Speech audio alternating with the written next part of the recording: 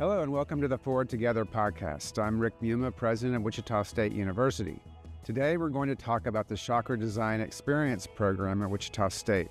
With me are three students who have gone through the program and are now mentors: James Wright, Alex Kimble, and Yuridia Abrego. Welcome to the show, everyone.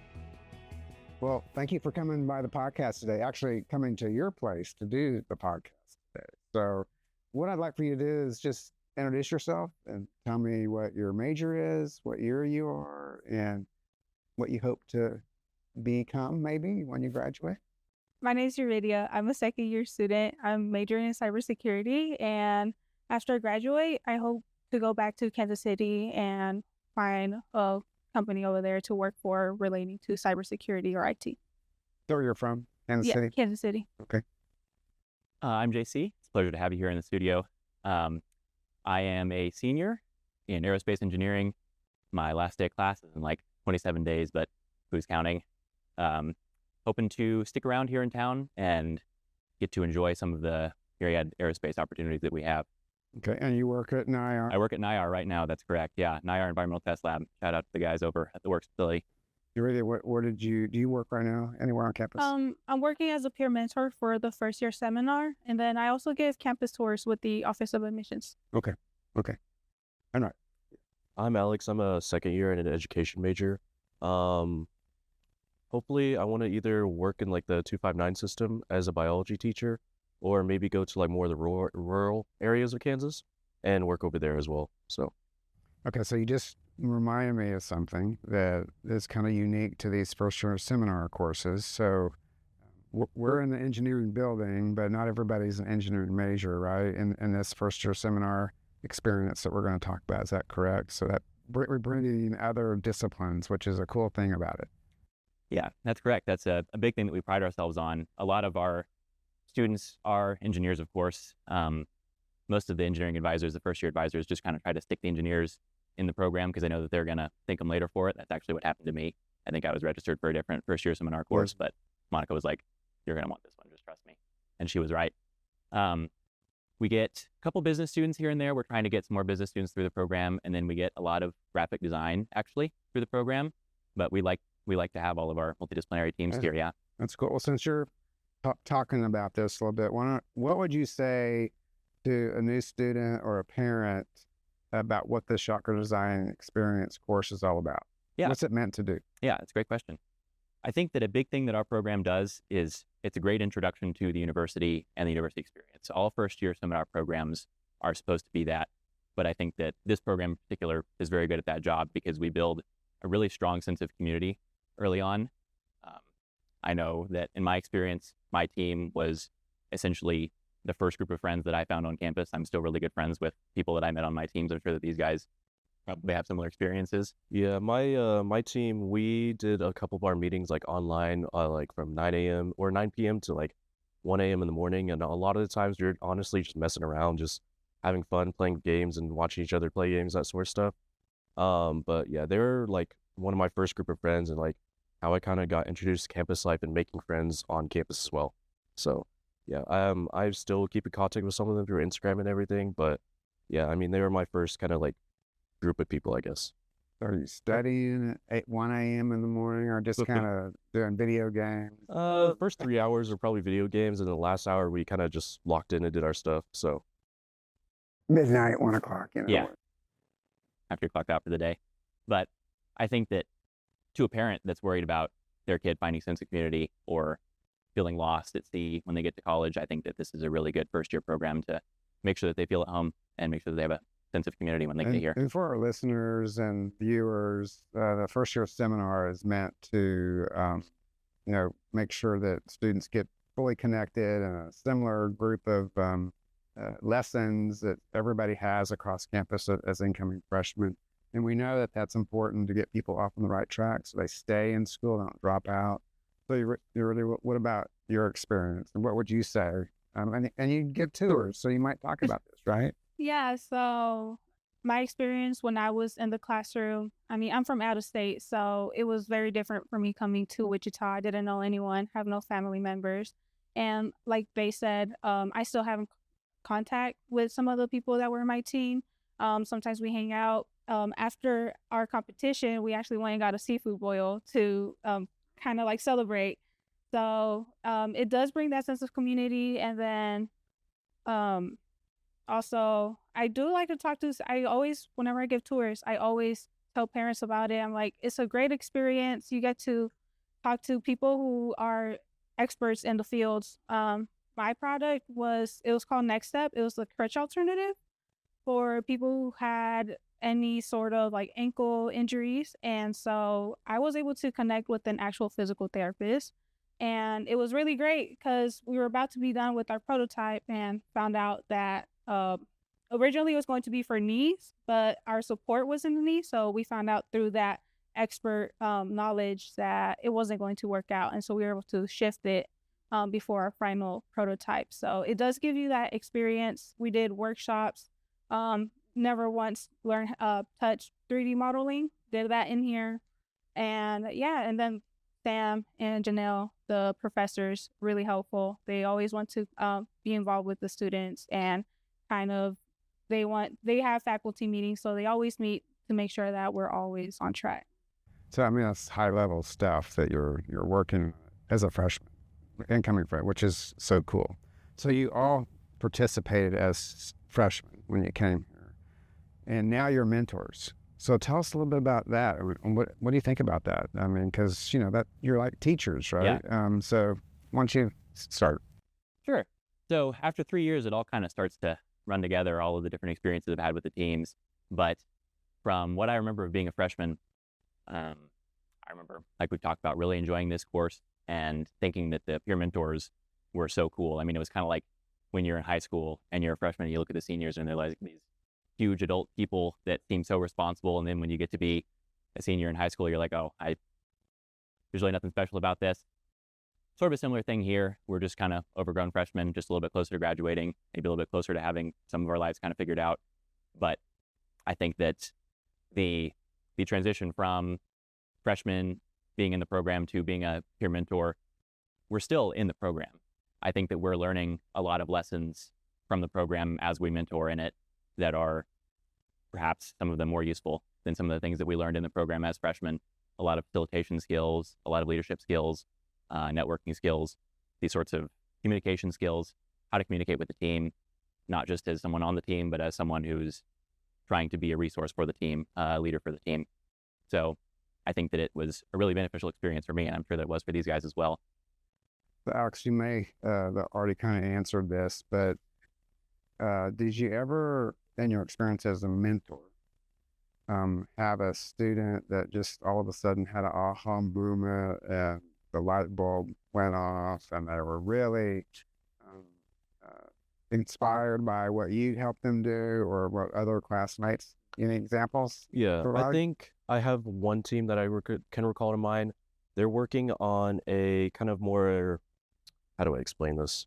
Kind of like a wheelchair for dogs, but something that's a bit more adaptable rather than what's on the market right now. So they had asked me like, what are some very good ways to like connect to like metal piping? And I had given them the example of like, you know how crutches have a little push pin in the middle, and you can push it and adjust the height for whatever you want. I give him that idea, and then one of the team members, he had thought about, because he really likes working with guns, and he had thought about a gun mechanism that you could basically twist and push, and it would help adjust different lengths for the wheelchair, so you could go like different amounts and different sizes for different dogs as well. So these are wheelchairs for pets? Yeah. So like like dogs that are like don't have any movement in their legs. that got paralyzed or maybe got hit by a car and they got paralyzed in that way. I mean, I've seen that on, I don't know, the news. I don't know where I've seen that exactly, but I have seen that sort of. Any other kind of examples that you guys can think of that really have your work as a mentor had helped really move something forward for a student or a group? Yeah. I had a team, I think this was 2 years ago. They were working on a smart tracker to go in bibs that they would hand out at the Prairie Fire Marathon to make tracking of the racers a lot easier and a lot easier for the race staff to handle. So they were really working hard trying to figure out a GPS system. And they were kind of up a creek without a paddle. They didn't really know how to do the electronics for it or even kind of what systems to look at or where to even start coding to actually put code into the microcontroller to run it. And thankfully, by this point in time, these were all things that I had experience with. So I was able to kind of lead them in the right direction and kind of show them, here's a software that you can use. I'll show you a few things, kind of get you started and let you guys run from there. And then a few meetings later, they were showing me on their computer screen how they like walked around the parking lot and spelled out WSU with their little GPS.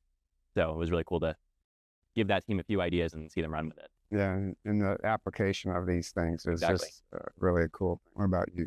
Yeah, so right now the students are working on a video script for that's going to go along with their prototype. And I just went with my team's yesterday. And in part of one of the requirements for the video, they have to explain why their team is the best for the prototype. So they kind of have to talk about their skills. And so my team was like, we don't have any skills. We're just working on it. And I was like, that's not true. You're a computer science major, so you're going to use your programming skills for your project, which they are, because they're making glasses that will transcribe live dialogue. So you're going to have to use that, and you're going to learn, and you're also learning how to 3D model. So you just have to think about your skills. They might not seem as technical, but they're definitely helpful for your prototype. And after I explained that to them, they seemed a little bit more confident themselves, kind of have to think a little bit deeper. They were definitely undermining their own skills, but after the conversation, I mean, I hope they're a little bit more confident in themselves and are able to figure out those skills that they have. That's great. So we know that, let me back up a little bit. The reason why this course was developed is because, particularly in engineering, but other majors that have heavy math kinds of requirements, that those students were having difficulties staying on track and dropping out, and we're really having some pretty serious retention issues.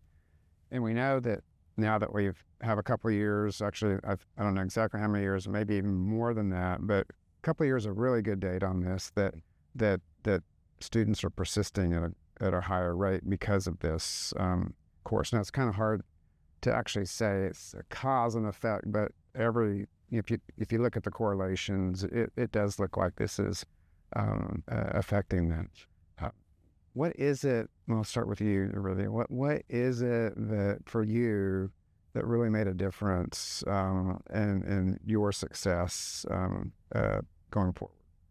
Yeah, so with the course specifically, I feel like actually having that peer mentor, we met every week. So they gave us advice, not just for the class, but for the college experience in general. Sometimes you can't talk with your professor about that. You can't ask your professor what class is best or what professor should I take my class with. But that's something I was able to ask my peer mentor.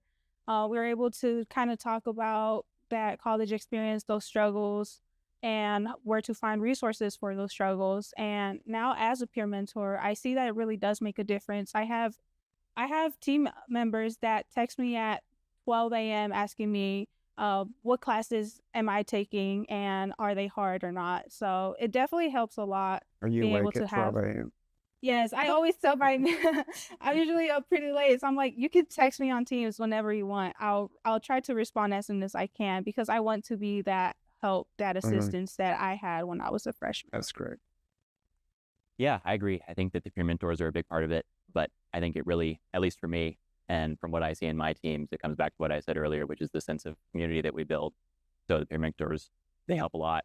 They're a resource that's higher up, but even just the team that you build and the experiences that you go through, kind of the fires that you have to put out, the shared bonding experiences that you all have when classes start to get more difficult or the semester starts to pick up, especially in second half of freshman year when you're kind of trying to figure out your sophomore year. You have a built-in group of people that you can kind of plan your life with. And the fact that it's not just all people from engineering, that it's people from other majors typically tends to help out a lot because you can get some other perspectives on how people are handling things. So yeah, I think just kind of call out some of those stats that you were talking about. We've got 80% persistence rate across the freshman to sophomore year for over, I think, around 450 students.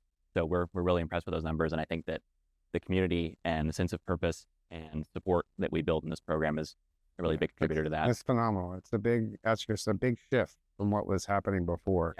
Yeah. And, I'm interested in the persistence for a couple of reasons. One, I want everybody to graduate on time or, as close to 4 years as possible. But also for the institution, as if we lose students along the way, it's a real loss for the institution. And, it takes a lot of money to recruit students. So we need to do everything we can to keep them. And that helps the university on the revenue side of things as well. So good to hear that data. What about you, Ox? I do agree with them that the community is a really big part of it, but what really because my freshman year, I was a biomedical engineer, and then just last semester, I switched over to education. But what I think, if I did stick with engineering, I think seeing all the hands-on and group activities with my team would have really led me to be more of an engineer because, like you said, you have a lot of your hard math classes, like you have Calc 2, Diffie-Q, and then you have Physics 2, all these really difficult math courses where you're just doing math and math and math and science over and over again for your first 2, maybe 3 years. And then you finally get to your engineering courses. I think people get really burnt out with that. And then they just kind of switch over, feel like they aren't good enough for it anymore. So having this my very first year and seeing I can work with different people, I could be very hands-on with everything. I think it's really helpful for students to see this is what you're going to be doing. It give them a little bit more push or drive towards the end goal. Yeah, a glimpse of the future, so to speak. Yeah, I think piggyback off of that, these really math-heavy courses, engineering, it just helps to know that some people care about you, and also to know, like you were talking about, that it's okay if you don't want to be an engineer. It's okay if you change your mind. It's okay to fail. We try to show them early on that it's okay to change your mind if things don't go the way that you expect, that your team will be there to support you, that your mentors will be there to support you, that we've got a really good campus full of people that are there to support you. So even if things don't go the way that you planned, if you want to change your mind but stay in the university ecosystem, we're here to help.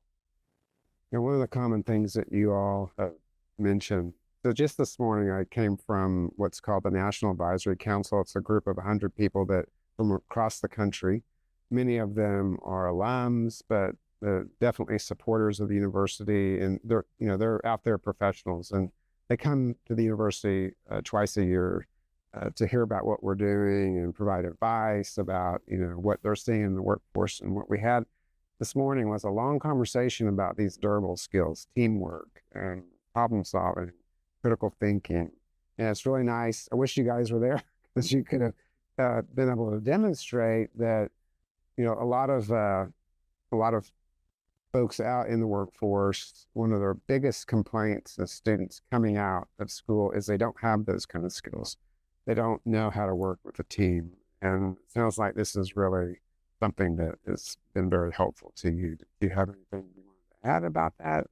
Yuridia, you want to start with you? Yeah, definitely this class helps with all those skills. And one thing that we learned early on, especially in the fall semester, is that it's okay to have weaknesses in some fields and also have strengths.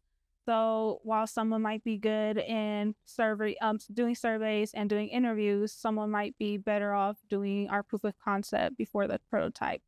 So it's called Widget, I believe.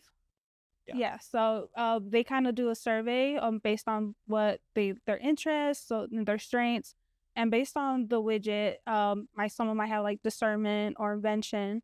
They kind of assign themselves their tasks because that's another thing. We let them figure out who's doing what assigned roles. So when I was doing this, I had a journalism member in one of my team. So he was amazing at being able to do the interviews and the surveys.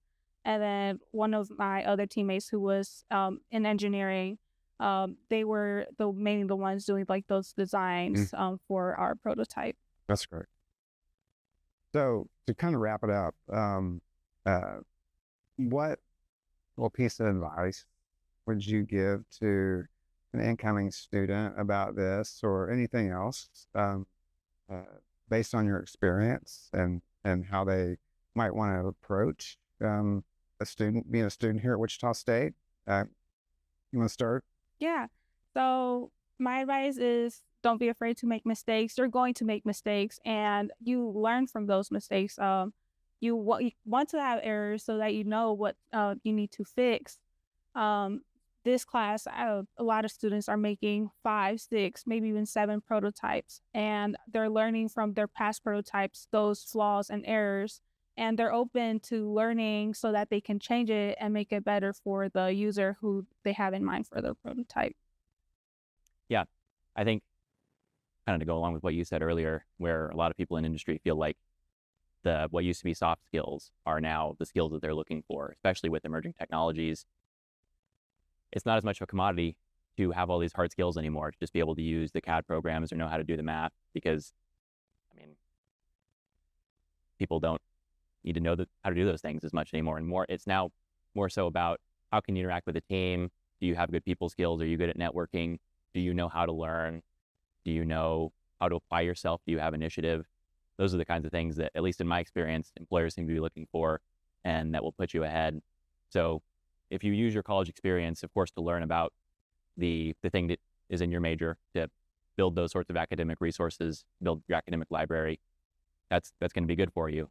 But I think that you should focus more on how you can improve yourself and build those durable skills that employers are looking for, how you can either join a program like this or join as many extracurriculars as you can, get in clubs, just get out there and meet people and practice talking to people and maybe leading a group. Just trying to make sure that when you do get out into the workforce, you've got something that separates you from just someone who knows how to use CATIA or knows how to use whatever your industry's tool of choice is. If you've got those durable skills, that's going to make you a much more hireable person. It's going to really send you forward. I think my piece of advice is don't be afraid to change and be ready to adapt, because like I said earlier, I was a biomedical engineer my first semester, so it was a really big ego hit for me to switch out of that, because I know my parents really wanted me to be in a high earning career, and to switch down to, or not switch down, but like switch over to being a teacher. And it was just kind of like, I discovered through this program, I guess, that I really enjoy teaching, being a leader, working with people. So I switched over to education my last semester, and that's really been a really big change for me, because I always thought I was going to be either engineering or some sort of like medical profession. So, yeah, my advice was just, you got to learn to adapt. So, yeah.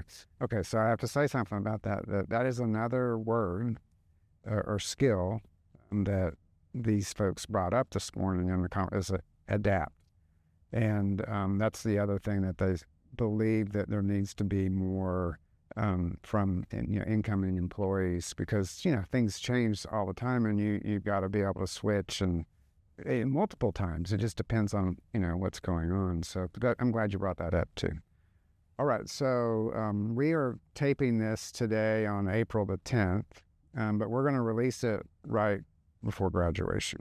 And the reason why we're doing that is, and you're graduating, so this will be extra special for you, is to be able to demonstrate to people, these kinds of experiences are helping students. And so make sure you push this out to your mentees and to other people, so they can see what you're doing and the impact that you're making. And I want to also thank you for participating in the podcast today, but also stepping up and being a mentor.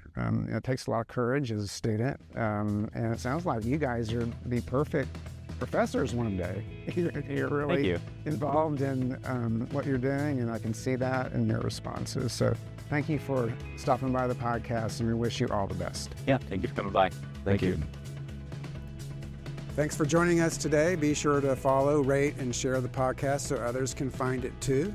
And if you're curious to learn more about the mission and vision of Wichita State, check out my book, Student-Centered and Innovation-Driven, A Guide to Transforming Higher Education. It dives deeper into the story of Wichita State's transformation and what it takes to lead meaningful change. Visit wichita.edu/book for more information. Go Shockers!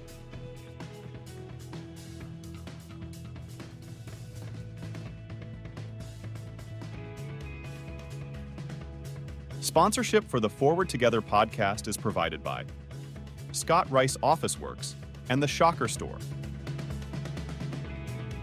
Additional thanks to Nair Amp, WSU Carpentry Shop, and Go Create. Produced by Caleb Johnston, Dakota Miller, Katie Pham, Matt Rasco, Kurt Ryerson, with the help of Kaylin Bragg, Ryan Chastain, Tim Hart, Carmen Heitch, Sarah Tank Ornelas, Tate Penner, and Marcus Wright.